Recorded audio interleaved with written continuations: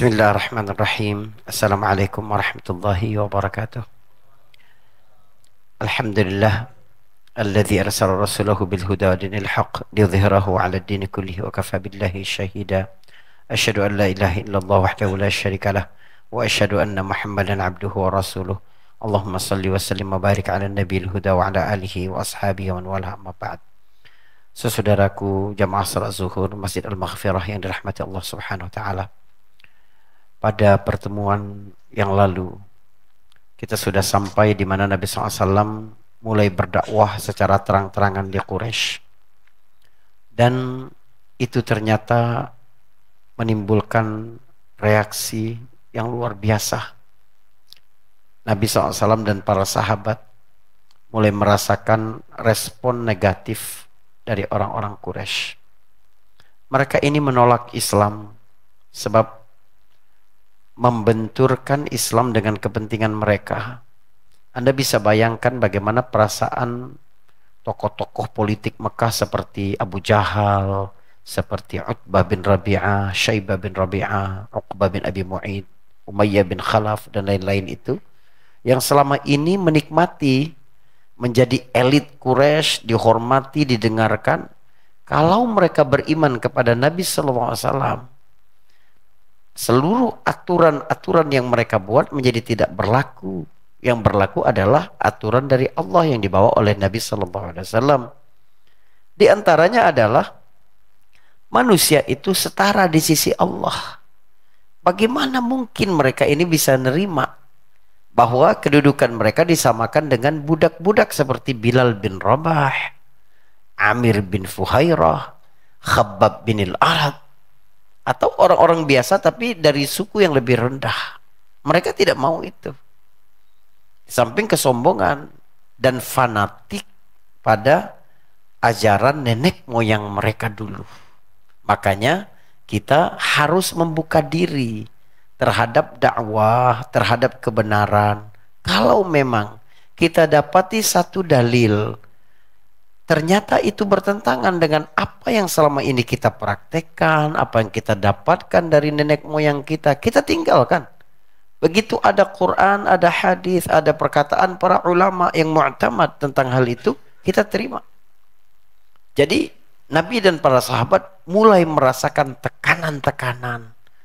Sahabat-sahabat yang miskin, sahabat-sahabat yang bukan berasal dari Quraisy, sahabat-sahabat yang status sosialnya rendah seperti para budak, itu menerima siksaan yang luar biasa dari orang-orang Quraisy. Sehingga Nabi kemudian berpikir bagaimana mengembangkan pusat dakwah baru dan menjadi semacam serep. Jika sekiranya di Mekah ini kemudian mereka semua dihabisi, maka ada pusat dakwah yang akan meneruskan itu. Subhanallah. Luar biasa bagaimana pembacaan Nabi SAW terhadap keadaan. Bagaimana Nabi SAW selalu melampaui langkah lingkungan di sekitarnya. Coba antum bisa bayangkan begini ya. Ini dalam ilmu kepemimpinan. Ini kan gerakan baru di Mekah, ajaran baru, dan dimulai dari kecil, dari Nabi sendirian, lalu diikuti oleh beberapa sahabat. Artinya harusnya yang besar adalah status quo mereka-mereka yang ada di Mekah. Tetapi dalam seluruh strategi perjuangan dan dakwah Nabi SAW, kita dapati seolah-olah yang besar adalah Islam.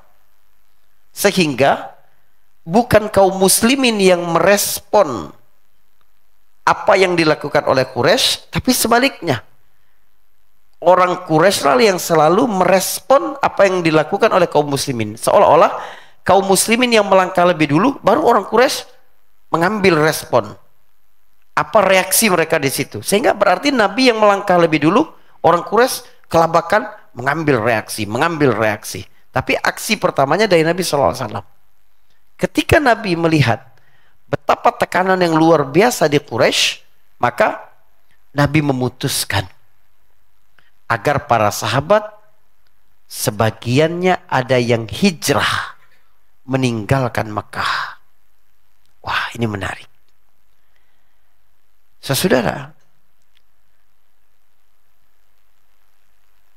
yang menarik lagi adalah bagaimana Nabi memilih tempat kemana para sahabat ini akan hijrah, serta memilih orang siapa saja yang Nabi kirim untuk berhijrah. Karena ini menunjukkan pembacaan keadaan yang luar biasa luas dari sisi Nabi SAW. Jadi memang sebagai seorang pemimpin, leader, Nabi itu memiliki helikopter view yang luar biasa. Nabi, kenapa tidak melihat para sahabat ini misalnya ditempatkan berhijrah ke suku-suku besar yang ada di Jazirah Arab? Ada suku Thaqif di Taif, ada Hawazin di Hunain, ada Bani Hanifah di timur Mekah, ada Abbas, ada Zu'aiban di Madinah, di utara Madinah. Ada suku-suku besar seperti Ghatafan, Bani Bakar, Bani Amir. Itu kan mereka hidup dalam kondisi yang mirip dengan kondisi di Mekah. Bahasa mereka sama, bahasa Arab. Makanan mereka juga sama. Secara budaya juga tidak jauh berbeda. Secara geografis dekat. Seandainya Nabi membutuhkan para sahabat itu, Nabi cepat memanggil mereka kembali ke Mekah. Tapi kenapa Nabi tidak kirim ke situ para sahabat?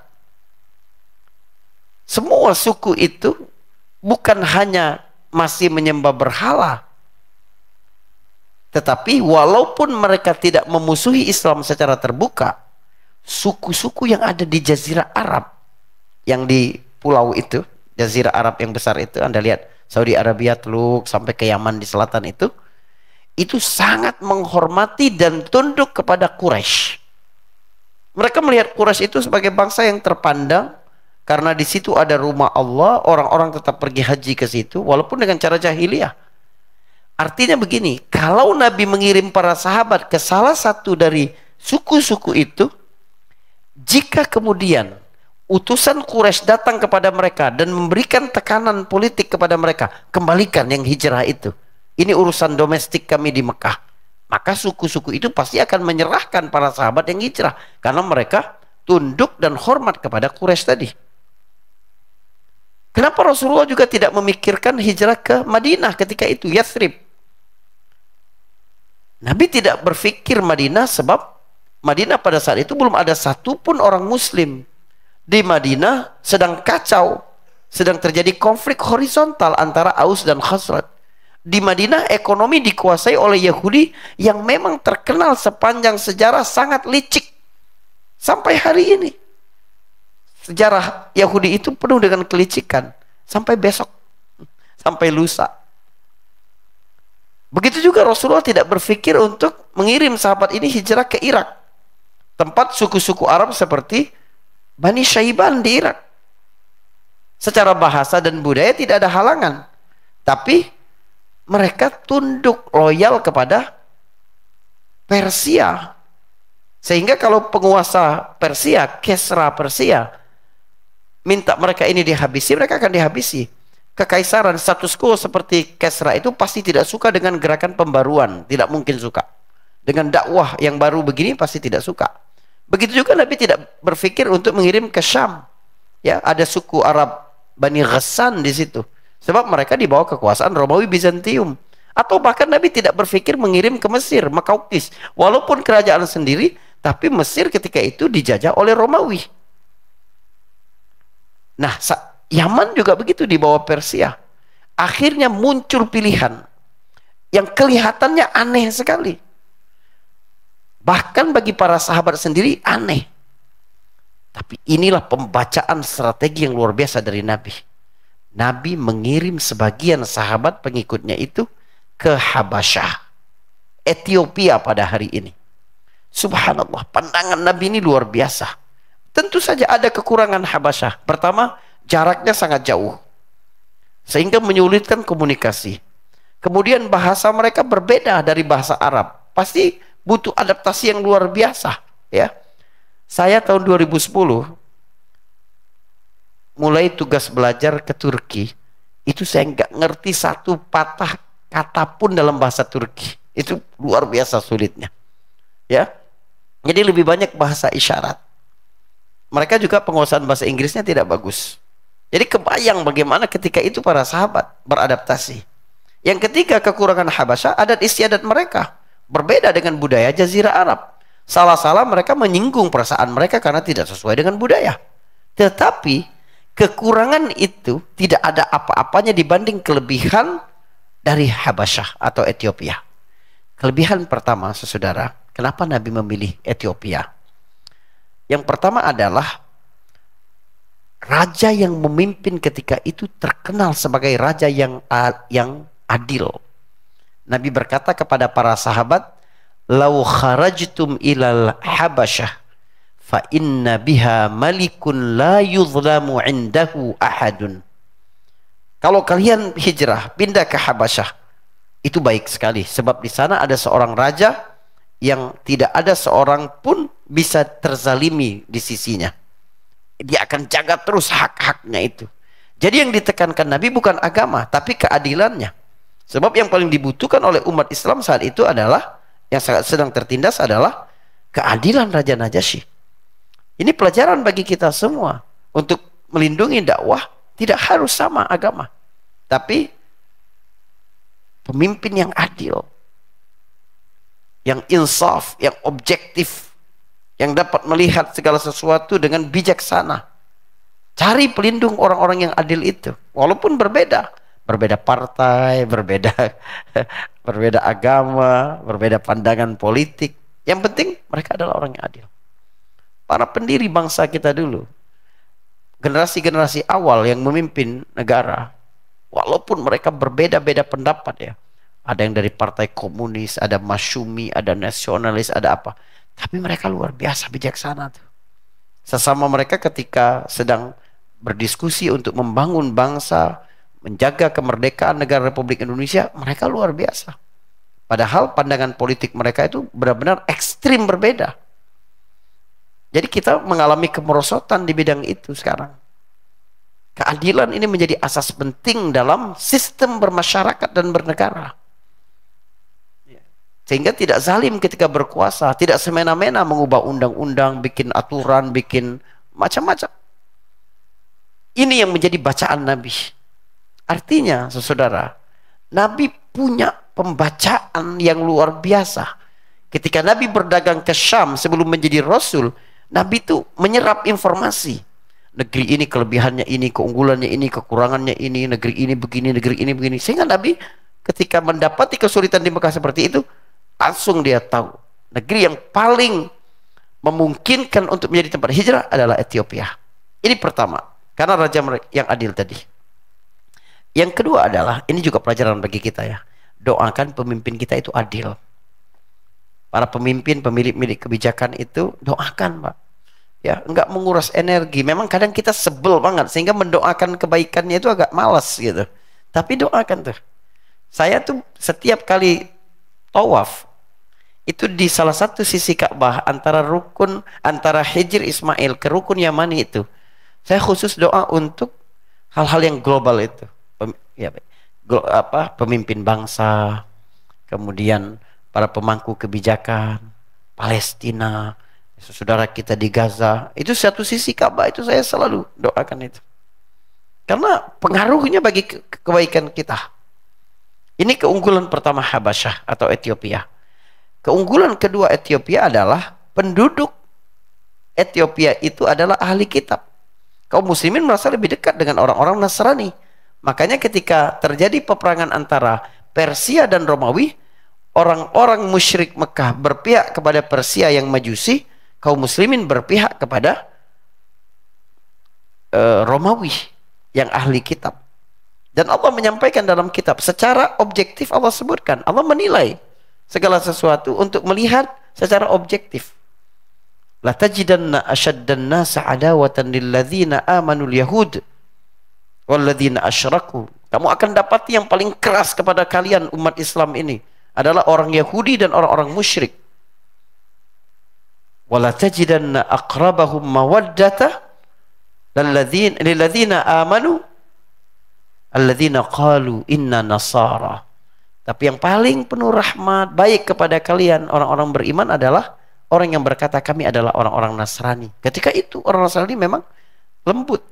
Kenapa? Dzalika bi anna minhum qissisina wa ruhbanan.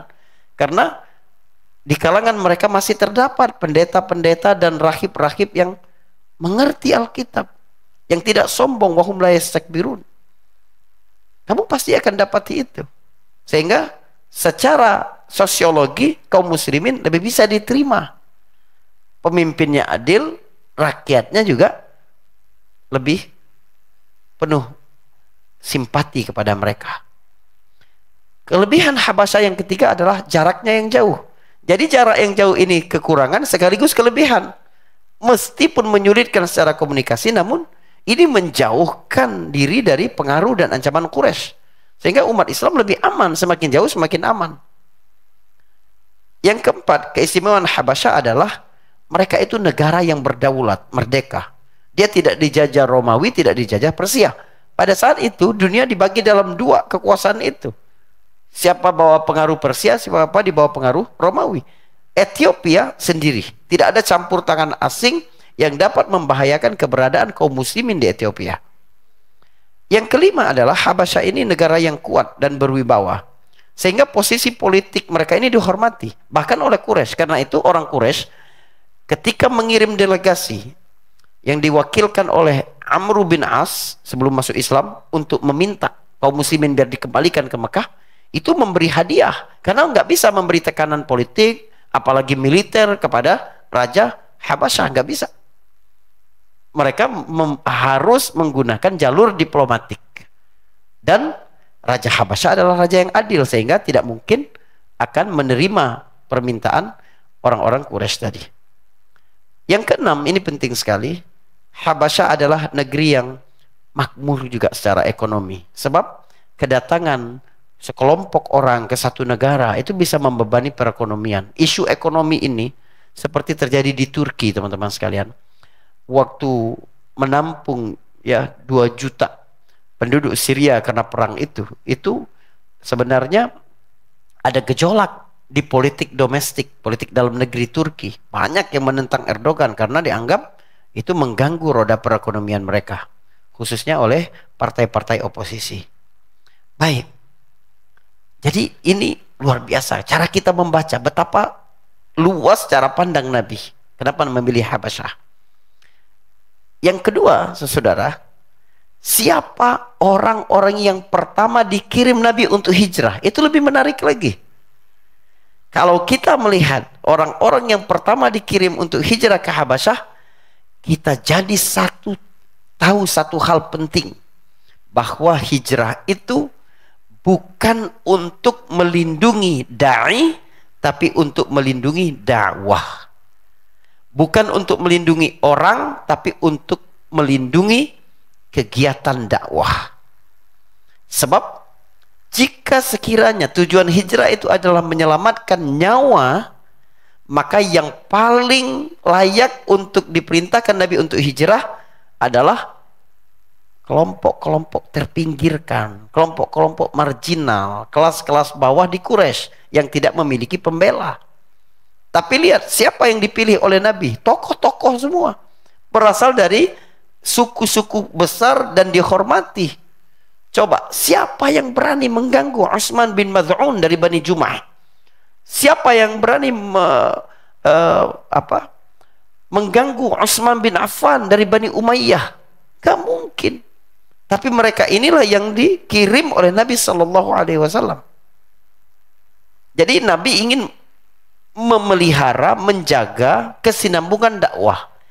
Kalau sekiranya seluruh kaum muslimin di Mekah ini terbunuh, mereka ini dapat meneruskan misi dakwah. Nabi memikirkan kita, dakwah nggak boleh terhenti di Mekah, harus sampai ke Indonesia, harus sampai ke Barat, harus sampai ke Eropa, harus sampai ke Amerika, harus sampai. Itu yang dilakukan Nabi. Jadi orang-orang yang dikirim oleh Nabi SAW itu menunjukkan bahwa Nabi bukan ingin melindungi orang, tapi melindungi institusi dakwah. Makanya fitnah besar kalau para dai melakukan sesuatu tindakan yang cacat moral dapat merusak dakwah, dapat merusak wibawa dakwah. Bukti lainnya adalah Nabi baru memerintahkan para sahabat ini untuk pulang itu setelah sangat stabil tahun 7 Hijriah. Ini tahun kelima kenabian. Tahun 5 kenabian berarti 8 tahun sebelum hijrah. Berarti 15 tahun para sahabat ini tinggal di Habasyah. Bukan Nabi ketika hijrah ke Madinah, ya udah kalian balik sama-sama kita di Madinah. Belum.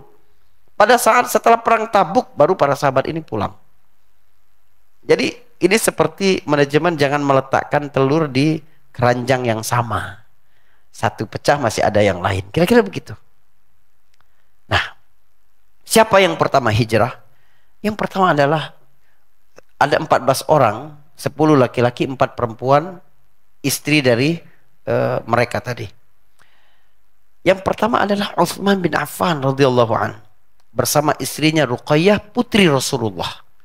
Nabi memang benar-benar memberi keteladanan. Yang harus berkorban lebih awal itu adalah dia dan keluarganya. Jadi yang merasakan pahitnya, ya, kesusahan dalam perjalanan, terancam dalam perjalanan, ya, pahitnya berada dalam keterasingan bukan orang lain. Anakku dulu hijrah, Ruqayyah. Ruqayyah pada waktu itu sudah diceraikan oleh Utbah bin Abi Jahal, bin Abi Lahab, ya, sepupunya. Subhanallah. Saudara, Nabi tidak ingin memisahkan dirinya, keluarganya dari ujian para sahabat. Ini metode pendidikan dalam keteladanan yang luar biasa. Nama berikutnya adalah Ja'far bin Abi Thalib, sepupu Rasulullah, bersama istrinya Asma binti Umayyis. Lalu Nabi mengirim sahabat-sahabat yang lain. Ada Abdurrahman bin Auf dari Bani Zuhrah, ada Zubair bin Awam dari Bani Asad, ada Abu Salamah dari Bani Makhzum, ada Abu Hudzaifah bin Utbah dari Bani Abdi Syams, ada Mus'ab bin Umar dari Bani Abdiddar, ada Utsman bin Maz'un dari Bani Jumah. Kenapa Nabi pilih dari suku-suku yang berbeda-beda? Kenapa? Pertama, supaya di dalam Mekah orang Quraisy tidak bisa menekan satu suku. Kenapa keluarga kalian meninggalkan Mekah pergi gitu? Nabi pilih dari suku yang berbeda sehingga petinggi-petinggi Mekah nggak bisa memberi tekanan kepada suku mana. Yang kedua, sebab yang lebih penting adalah memberi pesan kepada Raja Najasyi ketika menerima mereka nanti, ini urusan agama, nggak ada urusan dengan konflik sosial, nggak ada. Kalau dari satu suku, Raja Habasyah bisa melihat bahwa oh ini mungkin konflik antar suku. Ini enggak, buktinya ada macam-macam. Dari Bani Jumah, dari Bani Zuhrah, dari Bani Asad, dari Bani Abdiddar dan lain sebagainya. Nah, Nabi mengirim para sahabat ini untuk hijrah itu. Berangkat mereka secara diam-diam. Ini hijrah benar-benar luar biasa. Hijrah pertama, keberhasilan hijrah ini pertama karena dilakukan secara sangat rahasia. Jadi mereka tidak mengumumkan rencana hijrah mereka, keluar secara sembunyi-sembunyi, rahasia. Yang kedua, karena mereka ini berangkat secara terpisah agar tidak mencolok, tidak ya dapat mencegah deteksi dari Quraisy. Keluarlah satu keluarga, suami istri, 2 orang. Terus mereka keluar dari Mekah secara sendiri-sendiri, baru kemudian janjian ketemu di Laut Merah. Pelabuhan ketika itu yang bisa membawa ke Ethiopia. Yang ketiga, keberhasilan hijrah ini juga karena mereka memiliki pemimpin. Rasulullah menunjuk Utsman bin Maz'un sebagai amir mereka agar terorganisir. Jadi dalam Islam itu, saudara, sesuatu yang terorganisir dengan baik itu lebih disukai oleh Allah. Innallaha yuhibbul ladzina yuqatiluna fi sabilihi saffa. Allah mencintai orang yang berjuang di jalan Allah ini rapi, satu barisan. Kata Ali bin Abi Thalib, al-haqqu bila nizam yughlibuhul batil binizam. Yang hak, yang benar tidak terorganisir dengan baik dapat dikalahkan yang batil terorganisir dengan baik. Maka kalau kita melihat orang-orang yang mengajak kepada keburukan, kesesatan, ya kampanye-kampanye judi online, mereka sangat terorganisir. Ya, LGBT sangat terorganisir. Ya, liberalisme sangat terorganisir. Maka kita kaum muslimin untuk menjaga terus berada di dalam petunjuk harus terorganisir juga. Kemudian faktor penting lainnya adalah karena beragam suku. Kombinasi suku yang beragam itu membuat keberhasilan mereka, sehingga ketika orang Quraisy mengirim delegasi mereka, Amr bin As, minta kepada Raja Habasyah untuk mengembalikan mereka, mereka kemudian tidak mampu melakukan itu. Ya. Lalu terjadilah dialog, juru bicara dari kaum muslimin yaitu Ja'far bin Abi Thalib menyampaikan dengan sangat baik tentang agama ini. Ja'far bin Abi Thalib itu menjelaskan, kami dulu adalah kaum yang menyembah berhala, makan bangkai, berbunuh-bunuhan karena hal sepele, kata Ja'far bin Abi Thalib. Lalu datang kepada kami seseorang yang kami kenal keturunannya, kejujurannya, amanahnya, mengajak kami hanya menyembah Allah, berkata-kata yang baik, menunaikan amanah, jangan berbunuh-bunuhan, yang kuat tidak boleh makan yang lemah. Subhanallah, siapa yang tidak terenyuh dengan dakwah kepada kebaikan seperti itu? Tapi utusan dari Quraisy memprovokasi urusan keyakinan. Wahai paduka raja, tanyakan kepada mereka. Mereka ini bilang Isa adalah hamba Allah, bukan Tuhan seperti kalian. Wah, terkejut raja. Raja tanya, apa yang kalian katakan tentang Isa dan ibunya Maryam? Ja'far bin Abi Thalib tidak menjawab dengan kata-katanya, tapi cukup membacakan surat Maryam. Ya, Kaf ha ya ain sad, ya itu ya surat Maryam. Ya kan? Terus membacakan kisah tentang Maryam. Raja Habasyah menangis sampai basah jenggotnya. Lalu Raja Habasyah berkata, demi Allah, ini dan apa yang dibawa oleh Nabi Musa berasal dari sumber pelita yang sama. Sama-sama firman Allah. Inilah yang benar, inilah yang jujur. Akidah tauhid itu adalah akidah yang dibawa oleh para nabi-nabi terdahulu. Gak ada ya para nabi kecuali membawa kepada akidah tidak ada Tuhan yang patut disembah selain Allah Subhanahu wa taala. Nah, itulah yang bisa saya sampaikan berkaitan dengan hijrah kaum muslimin pertama ke Habasyah. Barakallahu fikum. Assalamualaikum warahmatullahi wabarakatuh.